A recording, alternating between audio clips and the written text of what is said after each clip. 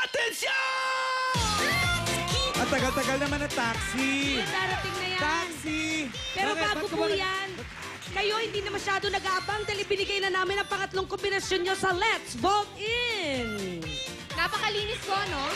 Pwede pa kayo mag-text para manalo ng laptop? Abangan nyo sa Lunes kung kayo na nga ang mananalo. Alright, ongoing na po ang registration ng Little Miss Philippines 2007 para sa mga taga Davao. Hanggang 5 p.m. po yan sa Royal Mandala Hotel sa Palma Hill Street sa Davao City. Alright, dali ng photocopy ng birth certificate po ninyo ng mga Little Misses. Alright, kasama ang isang whole body and close-up picture. Alright? Happy birthday to Mr. Kenneth Young. Happy birthday! Yes. Hello to Joey Acuna and to the Calcicas family. Also to Cheryl, Cristel, Toby, Tina, Rusty, and to Mikey, Sarah, Jean, Karen of Dubai! Wala pa rin yung O, taxi. teka muna, bakit?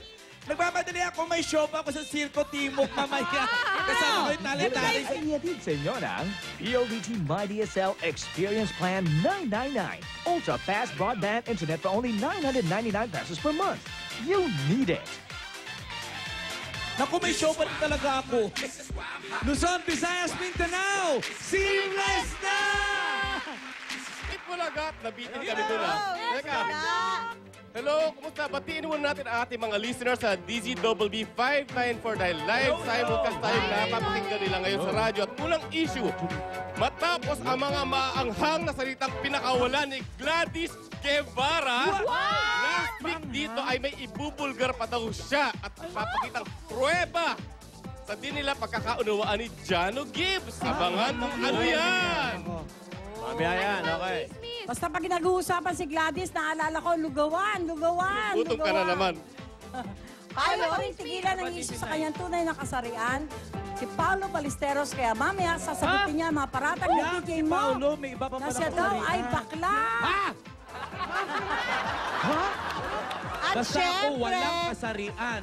At syempre, ang latest issue, ang may update tayo sa newborn baby ni Chris Aquino na si Baby James. Hey, baby. Okay. Kakamustahin natin ang kalagayan nilang dalawa, silang mag-ina. Speaking LTO ba, kumustahan? Kanina po, may nangyari sa Bulaga. Oy, kumusta na si Cindy? Ano na nangyari? Ano ba talaga nangyari? Di nalabas sa ospital? Oo. Kasi po, nakalunok ng pintura. Sa opening. Ba't ang madungis lang? Okay, nalulun yung pintura at masama ang lagay. Paano ba niya? Binaso ba niya yung pintura? Hindi, nahulog eh. Okay. Pero mabalik tayo kay Paulo. Oh, Ano sinabi ni DJ mo? oh, bakla daw si Paulo, sabi ni DJ mo. Okay, mga kaibigan. Nakita kami nun, no? Paulo, bukas pare. Bukas yung zipper mo, isara mo. Bukas ang pinto ng startup. Paulo ang real name ko. Oh, yan. At bukas ang pitaka mo, kinukuha na ni... Pinakarapatan ni Lolit. Oh, si Lorna, Ito pa matindi ha. Isang membro ng sex bomb, nagpakasal na raw. Ito yung dancer ha. Oh. Si Joy Cancio? Sino? Hindi. Natawa ko ron, in fairness. Okay. Ay, teka, ba't ka naman matatawa kung si Joy Cancio nagpakasal? Ano nakakatawa doon? Ikaw ba, hindi matatawa?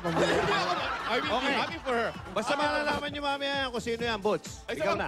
Paulo Consi at Isabel Oli, nagkabali ka na nga ba? Alamin at kasagutan mamaya. At Okay. eto pa, si Jeneline Mercado, Katrina Halili at Christine Reyes magpapatalbugan daw sa pagpapasexy. At live si Jeneline mamaya. At meron akong dagdag na chismis, kapapasok lang. Si Mother Lily, hindi ba maraming sinusuporta? 12. Papalitan na raw ang pangalan ni Mother Lily. Ano Ano na?